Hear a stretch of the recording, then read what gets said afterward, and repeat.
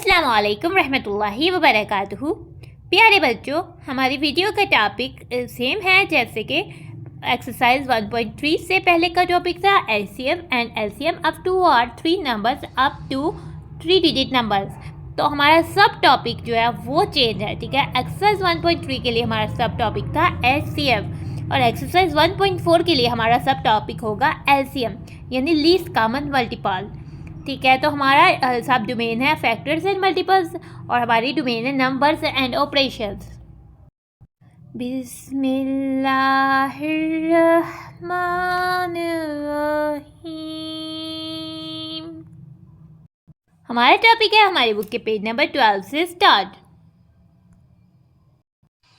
ठीक है। तो लीस्ट कॉमन मल्टीपल्स, ठीक है। इससे पहले हमने फैक्टर्स एंड मल्टीपल्स का टॉपिक को समझा था एक्सरसाइज 1.1 के लिए, ठीक है। उसमें हमने मल्टीपल्स को अच्छे से समझ लिया है, ठीक है। जिस बच्चे ने एक्सरसाइज 1.1 की है तो उसको मल्टीपल्स का अच्छे से पता है, ठीक है। मल्टीपल्स किसी भी नंबर के बेसिकली उसका टेबल ही होते हैं, ठीक है। उसके जो टेबल में नंबर्स आते हैं या फिर उससे बड़े जो नंबर जो उस नंबर से डिविजिबल होते हैं, ठीक है, वो होते हैं मल्टीपल्स, ठीक है। तो लीस्ट कॉमन मल्टीपल्स यानी कि कोई भी अगर दो नंबर हैं तो उनमें कॉमन वाला मल्टीपल, उनमें कॉमन काफ़ी मल्टीपल आएंगे। जब हम उनको मल्टीप्लाई करते जाएंगे लीस्ट है जो सबसे छोटा है वो वाला है कॉमन मल्टीपल, ठीक है। बेसिकली अब हम आ जाते हैं, इसको 2 वेज में डिफाइन किया हुआ है, ठीक है। इससे पहले जो है एलसीएम को हमने प्रीवियस ग्रेड यानी हमने क्लास 5 और ग्रेड 4 यानी क्लास 4 में भी जो है वो सीखा था।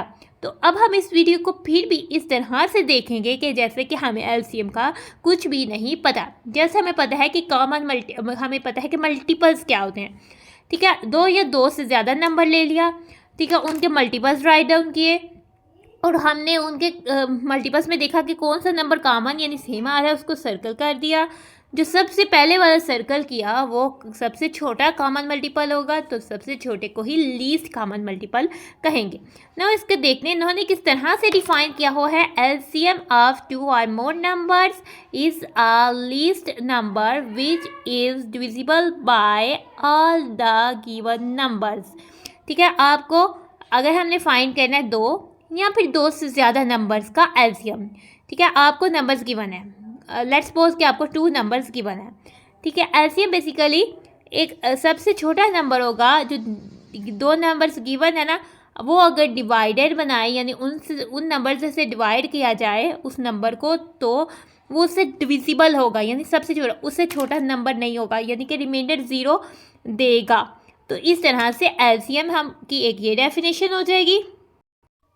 जैसे कि अगर हमें 2 नंबर 2 और 3 दिए हुए हैं तो ऐसा सबसे छोटा नंबर जिससे 2 भी डिवाइड हो जाता है और 3 भी डिवाइड हो जाता है, जैसे 6 जो है उससे 2 भी डिवाइड हो जाता है और 3 भी डिवाइड हो जाता है, तो एलसीएम ऑफ 2 एंड 3 जो है वो 6 हो जाएगा, ठीक है। आपने इसमें कंफ्यूज नहीं होना। जब हाईएस्ट कॉमन फैक्टर की बात करते हैं तो फैक्टर जो है हमेशा छोटा होता है, बेशक हाईएस्ट दिखाओ, तो हम छोटा नंबर फाइंड करते हैं। अब लीस्ट कॉमन मल्टीपल की बात हो रही है, मल्टीपल यानी कि मल्टीप्लाई करके यानी बड़ा, तो ये लीस्ट कॉमन मल्टीपल जो दिए गए नंबर्स हैं उनमें से सबसे बड़े नंबर के इक्वल हो सकते हैं या फिर उससे बड़ा होगा, ठीक है। नाउ अब लीस्ट कॉमन मल्टीपल या एलसीएम को दूसरी तरह से किस तरह से डिफाइन किया हुआ है कि 2 या 2 से ज़्यादा नंबर्स का क्या होगा, is the smallest of all the common multiples, यानी कि आपने उनके मल्टीपल्स लिखने हैं, उनमें कॉमन मल्टीपल्स सर्कल करने हैं और उनमें से सबसे छोटे वाला जो या सबसे पहले वाला जो आप सर्कल करोगे वही उनका लीस्ट कॉमन मल्टीपल होगा, ठीक है। तो आप इन दोनों में से कोई भी डेफिनेशन को अच्छे से कर सकते हैं और कोई भी एक जो है वो राइट डाउन कर सकते हैं।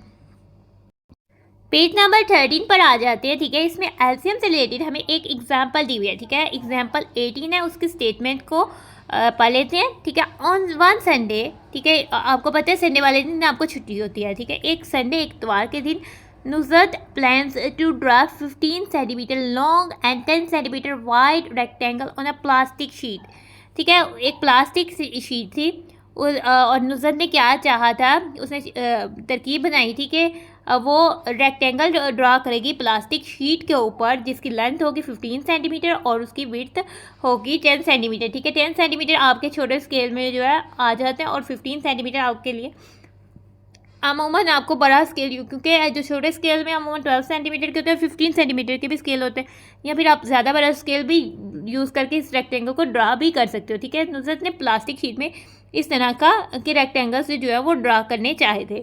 She then make copies of rectangle to form a square. ठीक है, उसने एक रेक्टेंगल ड्रा किया।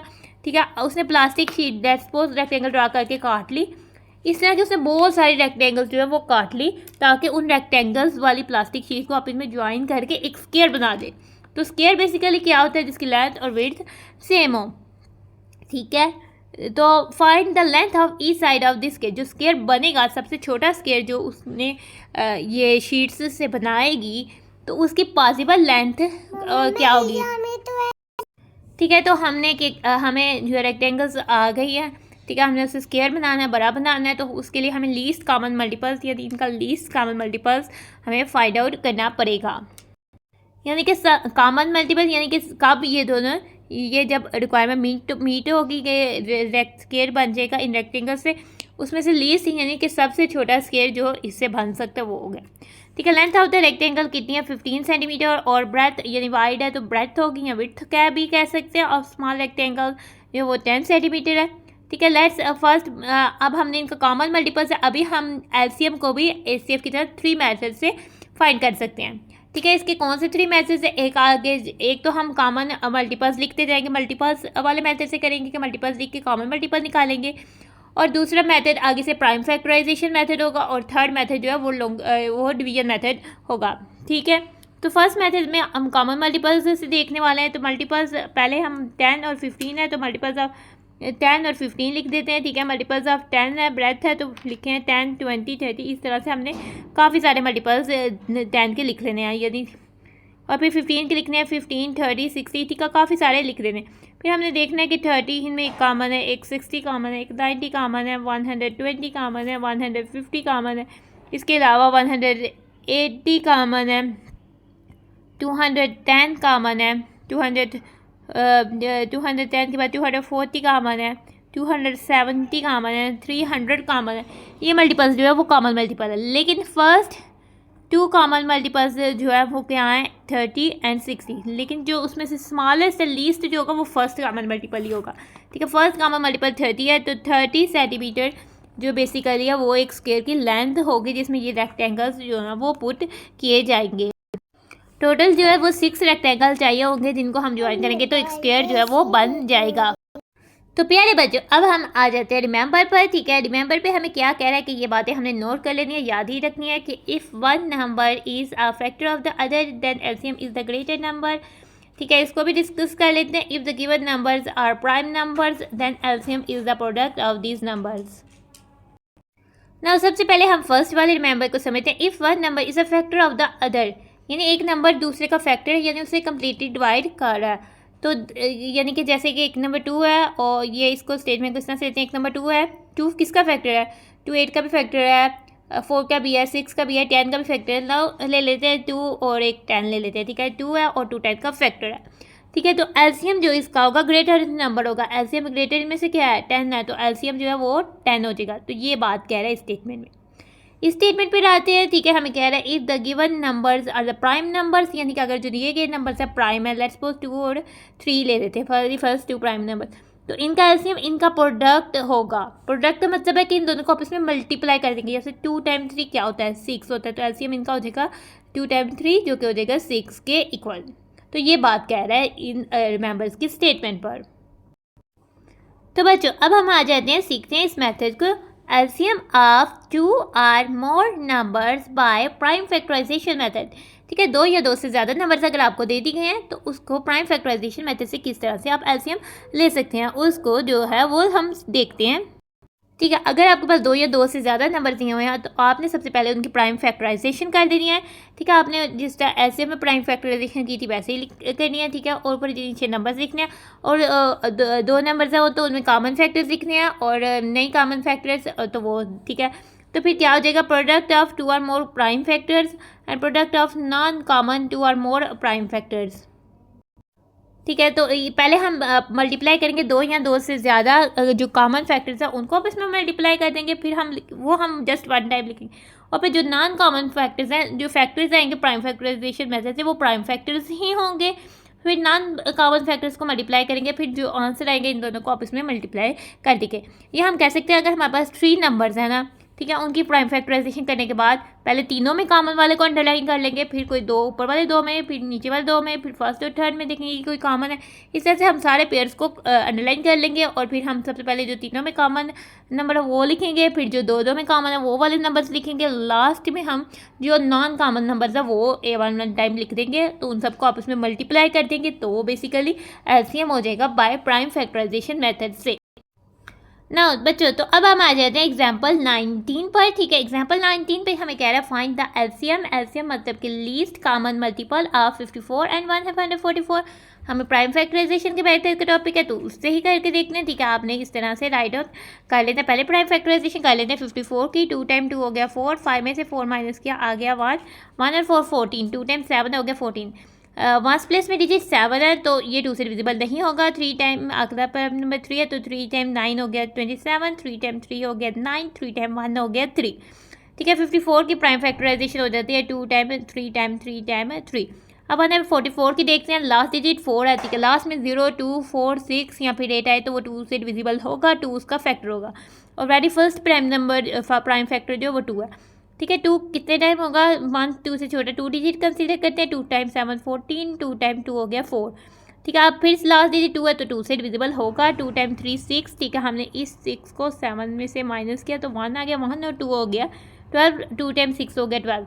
फिर से 6 है, 2 से होगा 2 टाइम 1 हो गया 2, और 3 में से हमने 2 को माइनस किया तो आ गया 1, 16, 2 टाइम 8 हो गया 16, 2 टाइम 9 हो गया 18, फिर 9 3 टाइम 3 हो गया 9, 3 टाइम 1 हो गया 3, ठीक है। 4 टाइम 2 आ गया और 2 टाइम 3 आ गया।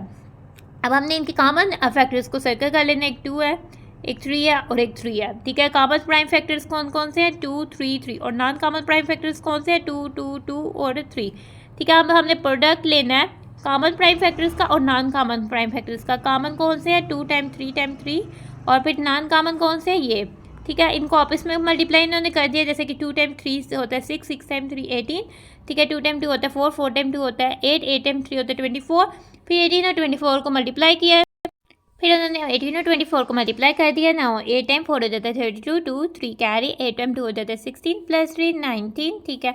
10 से करते हैं 0 आ जाएगा, 1 टाइम 4 हो जाएगा 4, 1 टाइम 2 हो जाता है 2, प्लस कर देते हैं 2 plus 0 2, 9 plus 4 13, 3 1 carry, 1 plus 1 2, 2 plus 2 4, 432 इनको मल्टीप्लाई करने से आ गया, तो यही हमारे पास जो है वो एलसीएम आ जाता है। तो प्यारे बच्चों, अब हम आ जाते हैं रिमेंबर से। तो ये रिमेंबर हमारा एग्जाम्पल 19 से रिलेट करके इसको अंडरस्टैंड करते हैं, ठीक है। हमें पहले क्या कह रहा है, if 3 are more than 3 numbers are given to find the LCM.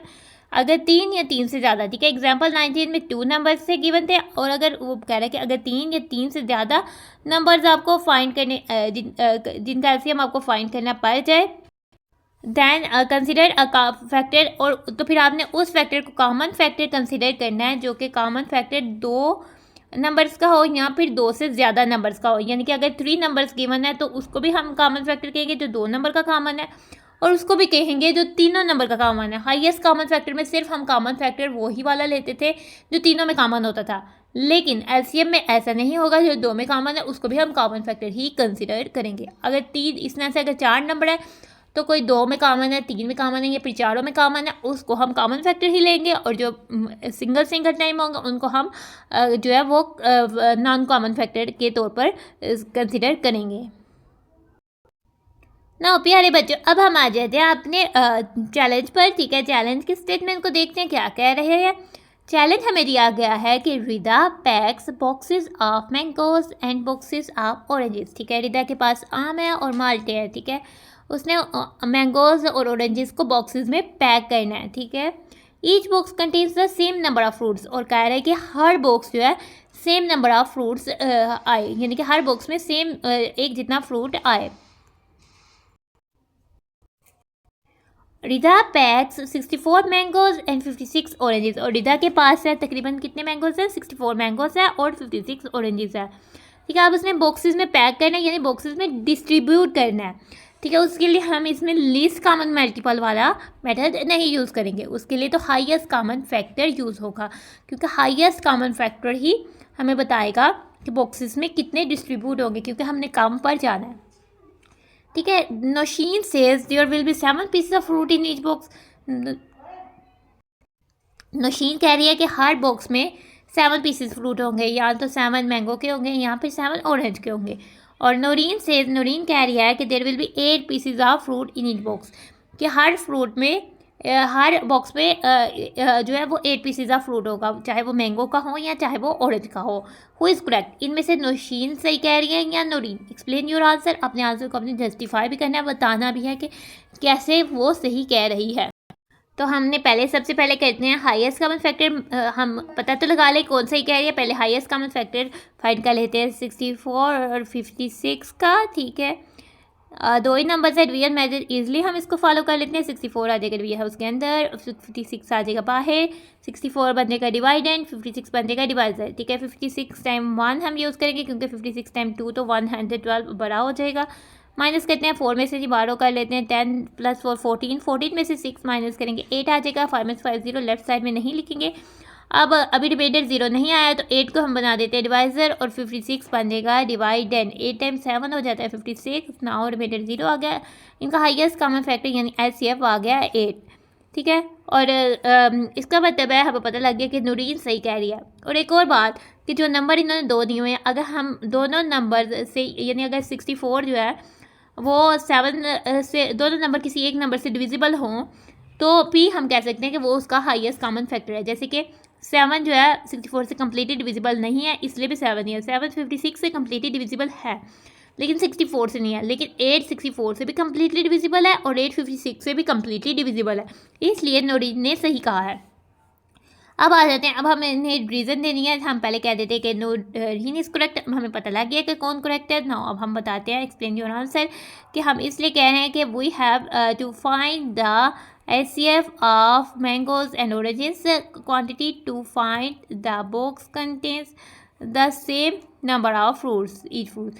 ठीक है, इसके लिए हमें HCF फाइंड करना है कि हर बॉक्स में एक जितने फ्रूट आए, तो और हमारा आंसर यानी HCF का आंसर 8 आया है, इसलिए जो है नूरीन करेक्ट सही कह रही है, क्योंकि नूरीन ने सही बताया था। तो इसी के साथ हमारा चैलेंज हो जाता है ख़त्म। तो बच्चों अब हम आ जाते हैं पेज नंबर 14 पर। ठीक है, अब हम सीखने वाले हैं एलसीएम का थर्ड मेथड, जो कि डिवीजन मेथड। ठीक है, उसके स्टेप्स हमें बताए हुए हैं, तो हम स्टेप्स को 1 बाय 1 रीड करते हैं और हमें देखते हैं कि स्टेप्स में हमें क्या बता रहा है। ठीक है, तो हमें पहले बात है कि जब हम प्राइम फैक्टराइजेशन मेथड से एलसीएम फाइंड आउट करते हैं, तो उसमें हमें बहुत ज़्यादा कैलकुलेशन करनी पड़ती है हर एक की अलग ना। तो सिंपल मेथड जो है वो है डिवीजन मेथड, जिसको हम सिंपली फॉलो कर सकते हैं। ठीक है सर, स्टेप 1 क्या है कि आपने right all the given numbers in a horizontal line, separate them by commas. ठीक है, आपने सारे नंबर्स को एक हॉरिजॉन्टल यानी कि जैसे पेज में लाइंस नहीं लगी होती है, ऐसे जो लेफ्ट टू राइट जाती है उसको हॉरिजॉन्टल लाइन कहते हैं। हॉरिजॉन्टल लाइन में जितने भी नंबर, समझो लेट्स सपोज 3 नंबर दिए हुए हैं, तीनों नंबर्स को लिख देना है, यानी एक नंबर लिखा हॉरिजॉन्टल लाइन में आपने एक नंबर लिखना है, कोमा लगाना है, दूसरा नंबर लिखना है, कोमा लगाना है, तीसरा नंबर लिख देना है। चूज़ अ स्मॉलर, और साथ एक लाइन लगा देती हैं, जैसे पहले आप प्राइम फैक्टराइजेशन के लिए टेबल बनाते हो वैसे ही बनाना है। Choose a smallest possible prime number, यानी 2 को से देखने को वो डिविजिबल है कि नहीं। फिर इसके बाद 3 पर जाना है, 5 पर, 7 पर, 11 पर, 13 पर, इस तरह से आपने सोन चलते जाना है। Which exactly divisible at least 1 of the given number, अगर कम से कम एक से को डिवाइड कर देते तो आपने उसको चूज़ कर लेना है। स्टेप 3 में आ जाते हैं, write question directly under the number in the next row, if any number not divided exactly then bring it down in the next row. यानी कि फिर आपने जो क्वेश्चन है यानी जो डिवाइड करके आंसर आता है, जिस नंबर जैसे 2 से अगर जितने भी नंबर डिविजिबल होंगे वो हमने डिवाइड करके लिखना है, और जो नहीं होगा उसको वैसे ही नीचे ले आना है। वही कह रहा है कि ब्रिंग इट डाउन, उसको वैसे ही नीचे ले आना है। स्टेप 4 पर हमने क्या करना है, again choose the smallest possible prime number which exactly divides at least 1 of the numbers in the second row. फिर से हमने ये प्रोसेस को कंटिन्यू करना है, वही बता रहा है। स्टेप 5 में आ रहा है, continue this process until all co prime numbers are left in the single row. ठीक है, आपने इस प्रोसेस को तब तक चलाना है जब तक कि जो सारे क्रॉप प्राइम नंबर्स, कौन से नंबर्स होते हैं कि वो जो आपस में एक दूसरे से के लिए प्राइम होता है, यानी कि जिनका हाईएस्ट कॉमन फैक्टर जो है वो 1 होता है, उनमें और कोई कॉमन फैक्टर नहीं आता, तो वही नंबर्स जो है वो सिंगल रो में आ जाएं। ठीक है, and then multiply all the prime numbers by which we have divided and the co prime numbers left in a single row. ठीक है, हमने सारे नंबर्स जो कि जिसमें डिवाइडेड जो इस साइड में आ रहे हैं डिवाइडेड जो सारे फैक्टर्स आ रहे हैं प्राइम फैक्टर्स वो, और जो लास्ट रो में को प्राइम नंबर्स अगर आ जाते हैं तो उनको हमने सबको मल्टीप्लाई कर दें तो वही हमारा लीस्ट कॉमन मल्टीपल होगा। या उनको भी आप लास्ट तक सॉल्व करें, और जब लास्ट तक 1 डिजिट सबका हो जाता है, जैसे प्राइम फैक्टराइजेशन में होता है वैसे ही लास्ट सारे 1 हो जाते हैं, तब तक आप इसको सॉल्व आउट करें और फिर सारे जो है प्राइम फैक्टर्स को मल्टीप्लाई कर लें जो आएंगे सबके, तो फिर उससे भी हम एलसीएम फाइंड आउट हो जाएगा। तो प्यारे बच्चों अब हम आ जाते हैं थिंकिंग टाइम पर। ठीक है, हमने रूल्स को देख लिया, अब थिंकिंग टाइम पर आ जाते हैं। हमें कह रहा है what is the smallest 4 digit number which is divisible by 21, 56 and 63। यानी सबसे छोटा 4 डिजिट नंबर कौन सा होगा जिसको अगर हम 21 से भी डिवाइड करें रिमाइंडर 0 है, 56 से भी डिवाइड करें रिमाइंडर 0 है, और 63 से भी डिवाइड करें रिमाइंडर 0 है। तो उसके लिए हमने least common multiple find out करना है। तो हम इन रूल्स को फॉलो करते हुए हम डिवीजन मेथड से ही उसका least common multiples find out करते हैं।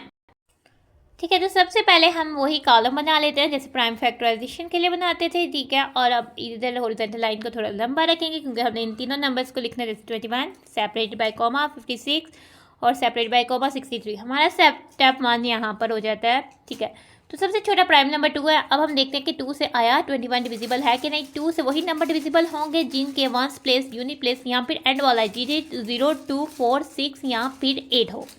ठीक है, इसके एंड पे तो 1 है, ये 2 से डिविजिबल नहीं है। इसके एंड पे 6 है, ये 2 से डिविजिबल है। फिर हम 2 को यूज़ करते हैं, 21 तो नहीं है, अब लिख देते हैं। ठीक है, कॉमा लगाते हैं। अब 56 कब होगा, अब हमने डायरेक्ट क्वेश्चन लिखना है। नाउ हम इधर ही डिवाइड कर रहे हैं, 2 टाइम 2 हो जाता है 4, 5 में से 4 माइनस किया 1, 1 और 6 16, 2 टाइम 8 हो जाएगा 16। फिर आ जाते 63, उसके वंस प्लेस में 3 है, ये भी 2 से डिविजिबल नहीं है, इसलिए हमने इसको भी इस तरह से उतार दिया। नाउ अब हम चेक करेंगे अब कोई 2 से डिविजिबल है कि नहीं। 21 तो पहले ही भी नहीं था, तो अब कैसे होगा। तो 28 इसके वंस प्लेस पर 8 है, ये 2 से डिविजिबल होगा। ठीक है, 21 वैसे ही आएगा, और ये 2 टाइम 1 2, 2 टाइम 4 8 हो गया। 63 पहले भी नहीं था, अभी भी नहीं होगा। फिर से 2 से चेक करना है, तो 14 ही है, तो 14 2 से डिविजिबल है। ठीक है, 21 वैसे ही आएगा 7 टाइम, और 63 भी वैसे ही आ जाएगा। अब तो 7 भी 2 से डिविजिबल नहीं है। अब नेक्स्ट प्राइम नंबर पर जाते हैं जो कि है 3 के टेबल में 21 आता है, तो हम 3 से यूज़ कर रहे हैं। 3 टाइम 7 21, और 7 नहीं आता, 7 वैसे ही आ जाएगा। 63 यानी कि ये 30 से बड़ा नंबर है, तो इसके डिजिट्स को ऐड करके चेक कर लेते हैं। 6 + 3 9 आता है, 9 3 के टेबल पर आता है, तो 63 से डिविजिबल होगा। राइट डाउन करते हैं। 3 टाइम 2 हो जाता है 6, 3 टाइम 1 हो जाएगा 3। ना 3 के टेबल पर 21 आ रहा है। ठीक है, 3 को यूज़ करते हैं, 7 नहीं होगा, तो ऐसे ही आ जाएगा 3 टाइम 7 21। अब लास्ट प्राइम नंबर 7 ही होगा। ठीक है, 7, और इस तरह से हम राइट डाउन कर देंगे। तो अब एलसीएम लिखेंगे। ये जो सारे प्राइम फैक्टर्स है तीनों नंबर्स के, इनका प्रोडक्ट लिख देते हैं। 2 time 2 time 2 time 3 time 3 time 7। ठीक है ना, अब हम इसके एलसीएम फाइंड आउट करते हैं। पहले हम 2 टाइम 2 कर लेते हैं 4, फिर बाकी नंबर आ जाते हैं 2 टाइम 3 टाइम 3 टाइम 7। ठीक है, फिर हम 4 टाइम 2 कर लेते हैं, आ जाता है 8, बाकी ऐसे आ जाते हैं 3 टाइम 3 टाइम 7। ठीक है, 8 टाइम 3 24 टाइम 3 टाइम 7। ठीक है, अब हम 3 को 24 से मल्टीप्लाई करते हैं। ठीक है, 3 टाइम 4 हो जाता है 12, 2 1 कैरी, 3 टाइम 2 हो जाता है 6 + 1 7 72, और इसको हम मल्टीप्लाई कर देते हैं 7 से। ठीक है, 7 टाइम 2 हो जाता है 14, 4 1 कैरी, 7 टाइम 7 हो जाता है 49 + 1 50 504। ठीक है, तो फिर 504 वही वो स्मॉलेस्ट 4 डिजिट नंबर है, या स्मॉलेस्ट नंबर है which is divisible by 21 56 and 63। ठीक है, तो इधर हमारा अगर थिंकिंग टाइम हो जाता है ख़त्म। तो नाउ अब हम आ जाते हैं एग्जाम्पल 20। नाउ इसी मैसेज से रिलेटेड हम इस एग्जाम्पल को देखते हैं। ठीक है, एग्जाम्पल की स्टेटमेंट है, Minahil says to her friend Iman. Minahil ने अपनी दोस्त ईमान से कहा that she is thinking of a number. वो एक नंबर के बारे में सोच रही है, which is completely divisible by 16, 24 and 36 respectively. जो कि ऐसा नंबर जो कि डिविजिबल हो 16 से भी, यानी 16 से डिवाइड करें भी तो रिमाइंडर 0 आए, 24 से भी डिवाइड करें तो रिमाइंडर 0 है, और 36 से भी डिवाइड करें तो रिमाइंडर 0 आए रिस्पेक्टिवली, यानी कि बिलतरतीब, यानी बारी बारी इनसे डिवाइड करें तो रिमाइंडर 0 आए। What a secret number that Minahil could be thinking of। Minahil किस नंबर के बारे में सोच रही है। तो उसके लिए सबसे पहले हम least common multiple find out करेंगे, तो हमें पता लग जाएगा कि वो नंबर इन तीनों से डिविजिबल है। नाउ फिर उस लीस्ट कॉमन मल्टीपल्स के जो मल्टीपल्स होंगे वो सारे जो है इन तीनों से डिविजिबल होंगे।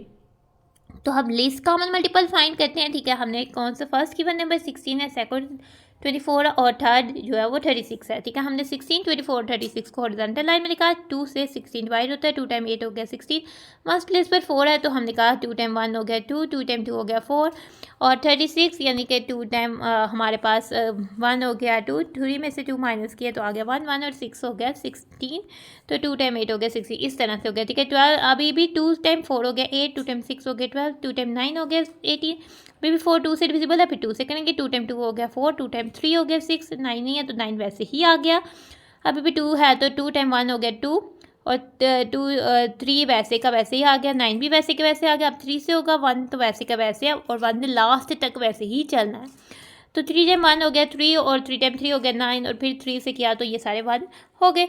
नो एलसीएम क्या होगा, product of all the divisors, ये सब डिवाइजर जो इधर आए हैं उनका प्रोडक्ट मल्टीप्लाई, यानी कि 1 2 3 4, 4 टाइम्स 2 आ गया, 2 टाइम 3 आ गया, इसको मल्टीप्लाई करना है। 2 टाइम 2 होता है 4, टाइम 2 होता है 8, टाइम 2 होता है 16, 16 टाइम 3 हो जाता है 48, 48 को जब हम 3 से मल्टीप्लाई करते हैं, 48 को हम जब 3 से करते हैं तो 3 टाइम 8 हो जाता है 24, 4 टू कैरी 3 टाइम 4 12, 12 प्लस 2 14, 144।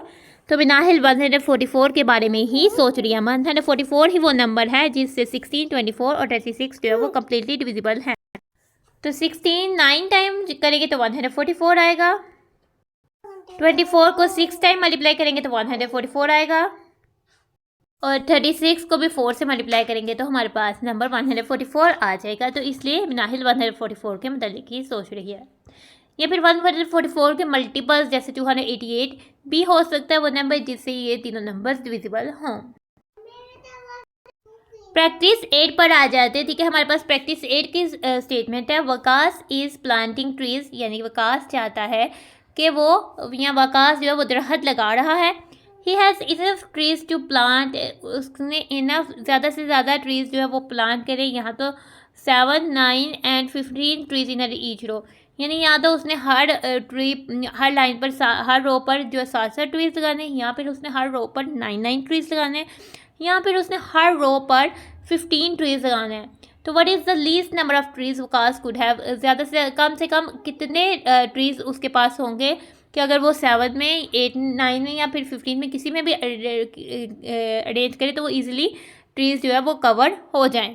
तो उसके लिए हमें least common multiple find out करना पड़ेगा, ठीक है। To find the least number of trees Waqas could have we have, उसके लिए हमने क्या करना पड़ेगा, एलसीएम फाइंड करना पड़ेगा 7 9 और 15 का, ताकि हर पता लग जाए कि एक रो में कितने ट्रीज आ रहे हैं।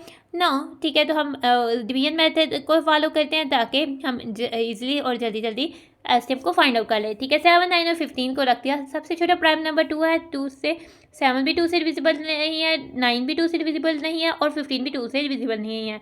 नेक्स्ट में 3 आते हैं, 9 है 7 नहीं है तो 7 वैसे ही आ जाएगा। 3 टाइम 3 9, 3 टाइम 5 हो गया 15। अब फिर से 3 है, फिर से 3 को यूज़ करते हैं, 7 वैसे का वैसे, 3 टाइम 1 हो गया 3 5, अब आ जाएगा 5 और फिर आ जाएगा 7, ठीक है। इस तरह से हमने सारे जो है वो 1 कर दिए।